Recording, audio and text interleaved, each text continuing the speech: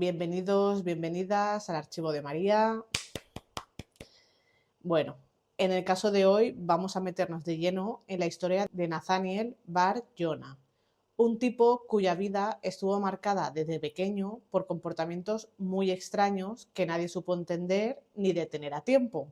A lo largo de los años su peligro fue creciendo, mientras el sistema fallaba una y otra vez sin pararlo.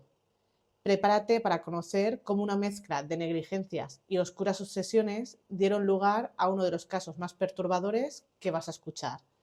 Esta es una historia que no te va a dejar indiferente, te lo aseguro. Esta es la historia de Nathaniel Bar Yonah. Empezamos.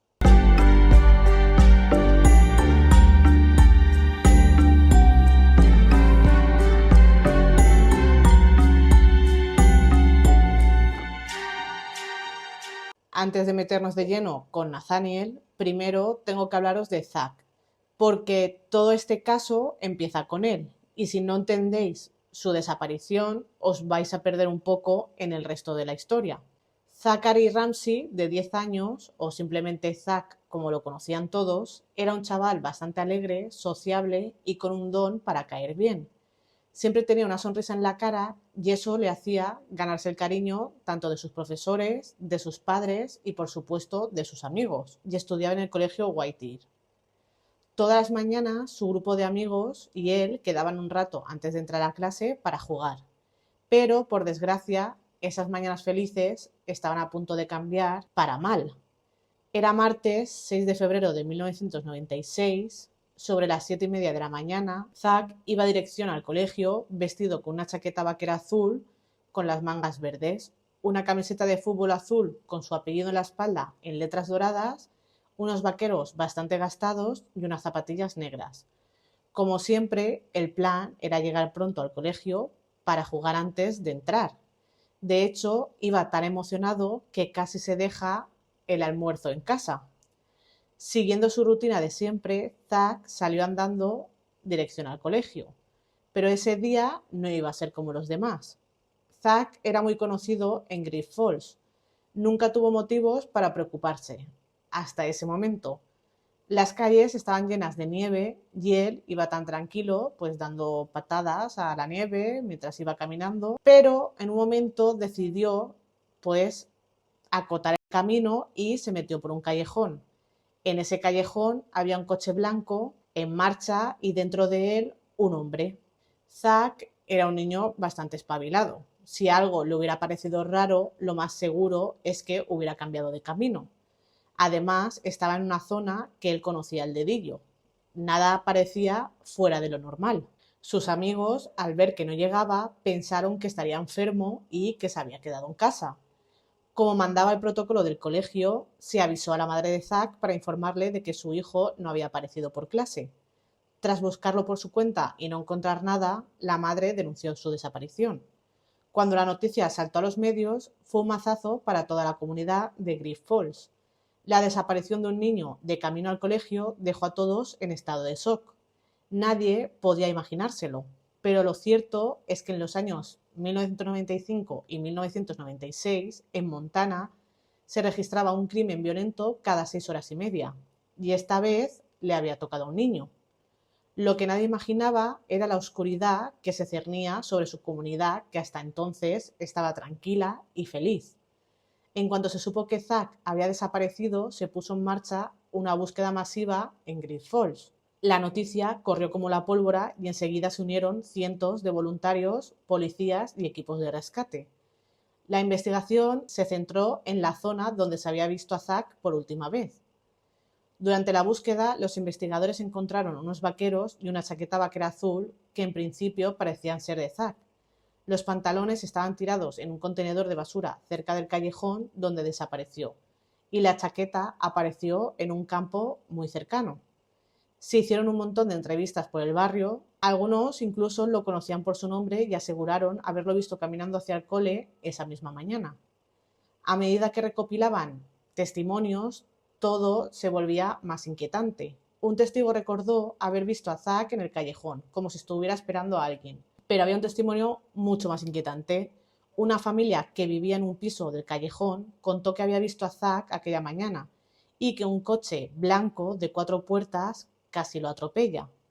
Otro vecino que vivía cerca del callejón dijo haber visto a Zack llorando mientras un hombre con sobrepeso y cara de pocos amigos lo seguía sobre las 8 menos cuarto de la mañana. Una persona incluso dijo reconocer al adulto que iba detrás de Zack. Lo vio con una chaqueta azul marino como de policía sacando la basura. También lo vio quedarse quieto, escondido detrás del contenedor mientras Zack entraba en el callejón. Ese hombre era Nathaniel Bar Jonah, un tipo con un historial delictivo que daba auténtico miedo, sobre todo por sus crímenes relacionados con menores. Si querían entender qué le había pasado a Zack, tenían que investigar a fondo a Nathaniel. Nathaniel Bar Jonah no siempre se llamó así. Nació el 15 de febrero de 1957 en Worcester, Massachusetts, con el nombre de David Paul Brown, hijo de Philip y Tyra Brown. Era el pequeño de 3 hermanos. Con solo 3 semanas de vida le diagnosticaron hidrocefalia, una enfermedad en la que se acumula líquido en el cerebro, provocando presión y daño cerebral. Afortunadamente logró recuperarse. Cuando tenía 3 años, la familia se mudó a Lantana, Florida, donde Nathaniel pasó su infancia. Su padre Philip era mecánico de maquinaria pesada en una empresa de construcción. Era un hombre muy estricto y Nathaniel no era precisamente un niño fácil. Tampoco se llevaba bien con sus hermanos. De hecho, desarrolló la costumbre de robarle cosas, igual que hacía con otros niños. Philip fue testigo de esa cleptomanía y aunque era un trastorno mental, él la asociaba con la orientación sexual de su hijo. Tenía miedo de que Nathaniel acabara siendo gay, así que lo castigaba con un cinturón de cuero bastante gordo. Nathaniel empezó a mostrar comportamientos muy raros. Era un chaval bastante inquietante. Por ejemplo, se rascaba la piel hasta hacerse heridas y luego se mordía las costras hasta sangrar. A veces incluso se las comía. En el colegio, Nathaniel ya daba muy mal rollo. Los profesores lo veían como una presencia inquietante y sus compañeros estaban directamente horrorizados. Su madre recibía llamadas constantes del colegio por el hábito que tenía, que era lo de rascarse las heridas y pues comerse las costras. Pero ella pues no parecía especialmente preocupada ni sabía explicar el por qué lo hacía. En 1964, unos meses después de que la familia volviera a Worcester, pasó algo que, de haberse manejado de otra manera, podría haber cambiado muchas cosas.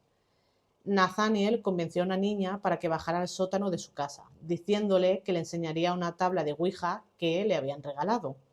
Cuando estuvieron abajo, intentó estrangularla con la misma Ouija, pero la niña empezó a gritar y, por suerte, la madre de Nathaniel apareció justo a tiempo. La niña fue liberada y, como si nada, pues el tema se enterró. Nadie volvió a hablar de ello, pero Nathaniel ya estaba perdiendo por completo el control. En 1973 ocurrió otro episodio. Nathaniel, que llevaba una chaqueta de policía, preparó una nota hecha con recortes de revista para intentar engañar a 2 chavales y que fueran con él a un cementerio. Les ofrecía $20 y una sorpresa. Por suerte, los chicos se olieron que aquello no era normal y se negaron. La madre de los chavales tampoco quiso presentar cargos, ya que pensaba que Nathaniel necesitaba ayuda psiquiátrica más que un castigo judicial. Esta decisión acabaría siendo una de las más lamentadas, porque a partir de ese momento, cada vez que Nathaniel se ponía su chaqueta de policía, algún niño en algún lugar estaba en grave peligro. A finales de marzo de 1975, Nathaniel ya tenía 18 años y estaba a punto de terminar el instituto. Un día vio a un chaval caminando hacia clase y decidió actuar. Vestido con su chaqueta de policía, secuestró a un niño llamado Richard O'Connor. Pero esta vez hubo un testigo. Un vecino vio cómo se lo llevaba y avisó a la policía. Al poco tiempo, una patrulla localizó el coche en un aparcamiento y pidió refuerzos. Cuando le ordenaron salir del coche, lo que encontraron fue espeluznante. Richard estaba dentro al borde de la muerte, lleno de sangre y en un estado muy crítico. Estaba tan traumatizado que se había hecho pis y caca encima. Nathaniel fue arrestado allí mismo, pero, increíblemente, por absurdo que parezca hoy, fue puesto en libertad condicional. Durante ese periodo se fue a Hartford, en Connecticut. Allí volvió a hacerse pasar por policía y secuestró a una niña. Pero durante el ataque la niña empezó a convulsionar y a vomitar y Nathaniel, asustado, pues la tiró del coche directamente a la calle. Un testigo que lo vio suficientemente bien apuntó la matrícula del coche. Gracias a eso lo arrestaron de nuevo. Si os habéis dado cuenta, no se escondía para nada, o sea, le daba igual que lo viesen. Y aquí viene la parte más surrealista de toda esta historia. A pesar de haber sido detenido por 2 agresiones muy graves, nadie informó de esto a su agente de la libertad condicional. En mayo de 1976, Nathaniel salió oficialmente de la libertad condicional y lo peor es que recibe una carta de agradecimiento por su buena conducta y cooperación. Si aún quedaba algo dentro de él que pudiera responder a la lógica o al remordimiento, eso terminó de romperse ahí. El 24 de septiembre de 1977, Nathaniel vio a 2 chicos saliendo del White City en Shrewsbury, Massachusetts. Nathaniel se les acercó diciendo que era un agente del FBI y de algún modo consiguió convencerlos para que se subieran a su coche. Una vez dentro, los llevó a una zona apartada, los esposó y empezó a hacerles daño. Con más de 170 kilos de peso, Nathaniel se lanzó una y otra vez sobre el pecho de uno de los chicos, como si fuera un saco, hasta que creyó haberlo matado. Después dejó su cuerpo tirado en el arcén y se fue con el otro niño todavía vivo metido en el maletero. Pero el primero milagrosamente recuperó el conocimiento y consiguió pedir ayuda. En menos de una hora la policía ya había localizado el coche y dentro encontraron a Nathaniel y al otro niño todavía encerrado en el maletero. Esta vez, por fin, parecía que Nathaniel iba a enfrentarse a un castigo bastante serio. Le cayeron entre 18 y 20 años en la institución correccional de Massachusetts, en Concord. Allí le asignaron a un psicólogo, pero después de varias sesiones en las que Nathaniel empezó a hablar de sus fantasías sexuales de forma desquiciada, las autoridades decidieron que esa cárcel no era el sitio adecuado para él. Lo trasladaron al Hospital Estatal de Brightwater, un centro especializado en el tratamiento de delincuentes sexuales peligrosos, y allí se quedó supuestamente indefinidamente. El 22 de marzo de 1984, mientras seguía encerrado, Nathaniel, cuyo nombre legal era todavía David Paul Brown, decidió cambiarse el nombre oficialmente a Nathaniel Benjamin Levi Bar Jonah. Tela. Dio varias explicaciones al respecto. En una ocasión dijo que quería saber lo que era ser discriminado por ser judío. Más tarde afirmó que era judío y que quería que su identidad quedara reflejada en su nombre. Sin embargo, su ascendencia real era escandinava. Ese mismo año, en 1984, Nathaniel consiguió una audiencia para la libertad condicional. 2 psicólogos contratados por la defensa declararon que ya no era una amenaza para la sociedad y el estado de Massachusetts no logró reunir pruebas ni testigos suficientes para demostrar lo contrario. Por lo tanto, según la ley, no se le podía seguir reteniendo. El 12 de febrero de 1991, el juez del Tribunal Superior ordenó su puesta en libertad, aunque por temas burocráticos no salió hasta julio de ese año. A pesar del testimonio de los psicólogos defensores, los psiquiatras oficiales del hospital no tenían dudas. Nathaniel seguía fantaseando con secuestrar, torturar y asesinar. De hecho, le dijo a uno de ellos que su mayor fuente de excitación sexual eran esos pensamientos violentos. Pero aún así salió en libertad y en menos de un mes demostró que nada había cambiado. El 9 de agosto de 1991, frente a una oficina de correos en Oxford, Massachusetts, Nathaniel vio a un niño sentado solo dentro de un coche. Ni corto ni perezoso, se metió dentro del coche y se sentó directamente sobre el pecho del niño, usando todo su peso. Eran 130 kilos encima de ese niño. La madre, que estaba cerca, lo vio y corrió hacia el coche. Nathaniel, al verla, huyó inmediatamente, pero fue reconocido por la policía y arrestado poco después. Confesó que su intención era matar al niño. Y aquí vuelve lo inexplicable. A cambio de declararse culpable de agresión con lesiones, la Fiscalía del Condado de Worcester le ofreció solo 2 años de libertad condicional. También le ordenaron que se fuera a vivir con su madre a Great Falls, en Montana. O sea, como si solo con mudarse todo se solucionara. No tiene ningún sentido esto. Durante los años siguientes, Nathaniel pareció pasar desapercibido, hasta que ocurrió la desaparición de Zach Ramsey. El caso fue asignado al detective Bill Bellucci, que recibió una lista de delincuentes sexuales en la zona. En esa lista, curiosamente, no estaba Nathaniel, pero Bellucci no se quedó tranquilo. Varios testigos habían mencionado a Nathaniel en el callejón donde desapareció Zach. Así que, ignorando la lista, centró toda su atención en él. Pidió varias órdenes de registro para inspeccionar la casa donde Nathaniel vivía con su madre, pero todas fueron rechazadas. Mientras tanto, Nathaniel decidió mudarse de la casa de su madre y con ello parecía que volvía a escapar del radar de la policía. Durante los 3 años siguientes, lo que se vivió fue prácticamente un juego del gato y el ratón, pero Bellucci ya no jugaba según las normas habituales. Había llegado a la conclusión de que Nathaniel no era un delincuente cualquiera, era un caso excepcionalmente peligroso.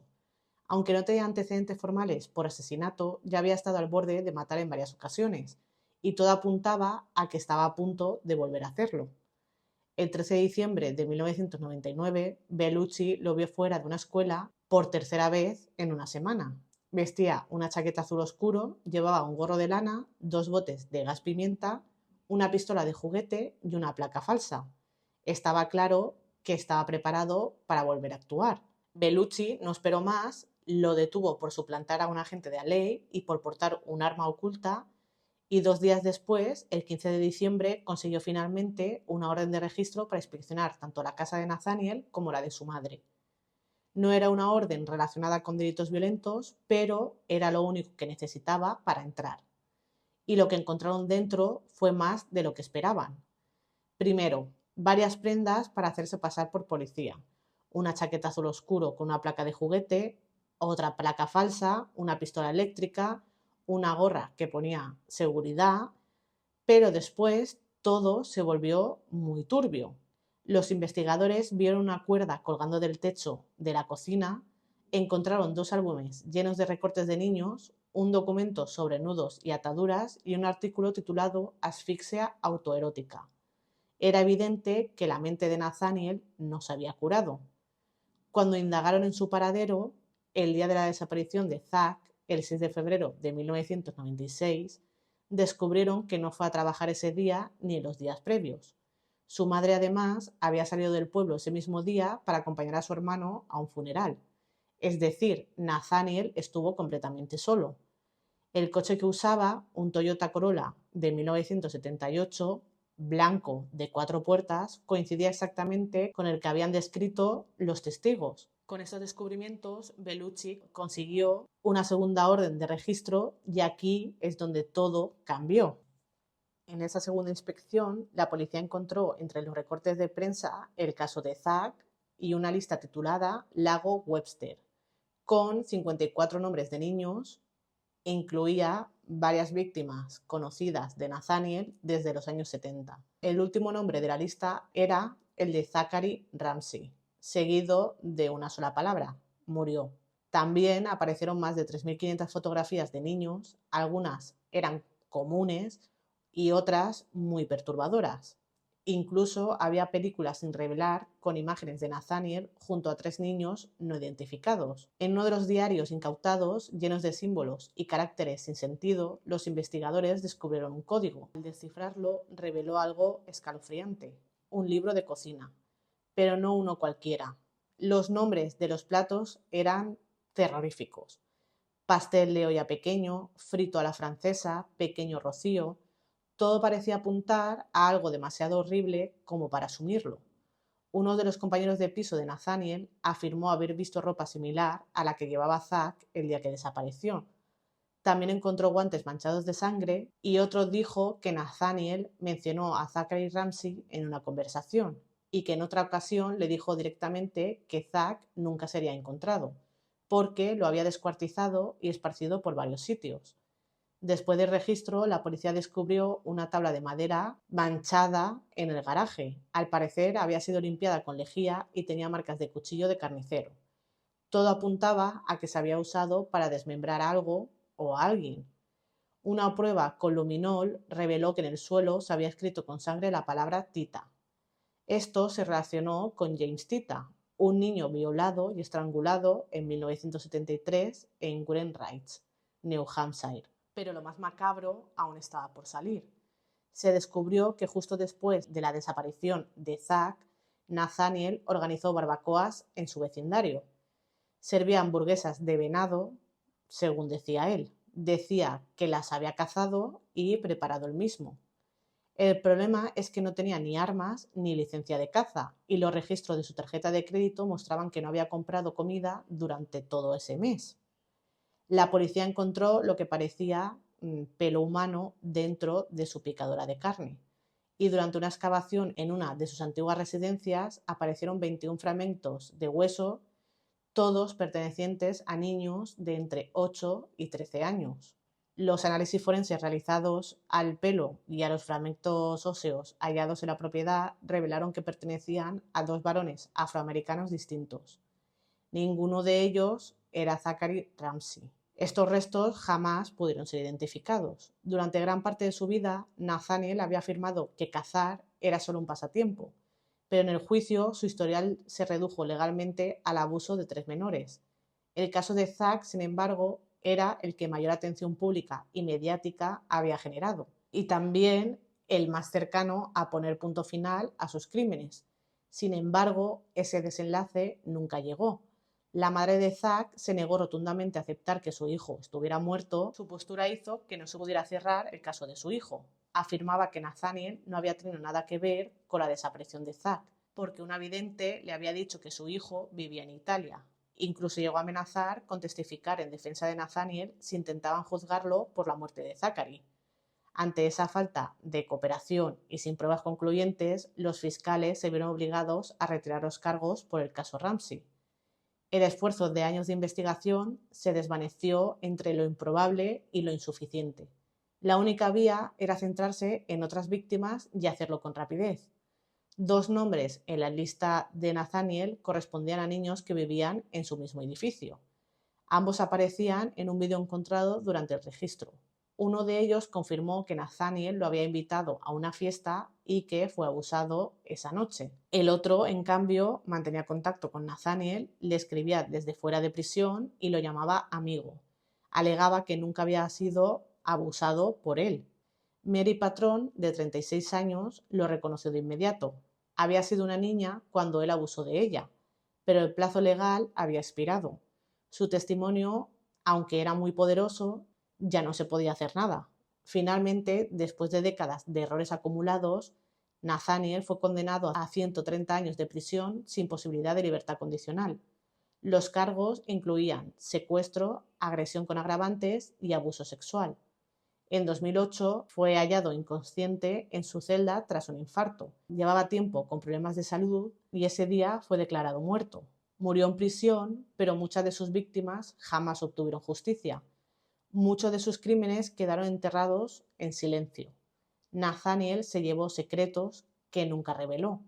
En 2011, pese a la oposición de su madre, un juez declaró legalmente muerto a Zachary Ramsey. Si ella tenía razón y su hijo aún vive en algún sitio, pues hoy tendría más de 30 años. Pero si no, su historia quedó atrapada para siempre en una verdad que nunca se ha podido probar del todo. Nathaniel fue sin duda un depredador y sí, también fue un asesino. El sistema le dio muchísimas más oportunidades de las que jamás se mereció. Y hasta aquí el caso de hoy. Espero que os haya gustado. Sé que es terrorífico este caso, o sea, es, bueno, como no, otra vez la justicia fallando y dejando en libertad a un depredador que, visto lo visto, no paraba y no tenía pensamiento de parar. Así que ponerme en comentarios qué opináis sobre este caso, si lo conocíais, si no, os leo, me gusta mucho leeros. Si os ha gustado este vídeo, me ayudaréis mucho con un like. Si no queréis perderos casos como este, suscribiros y nos vemos en el próximo vídeo. ¡Chao!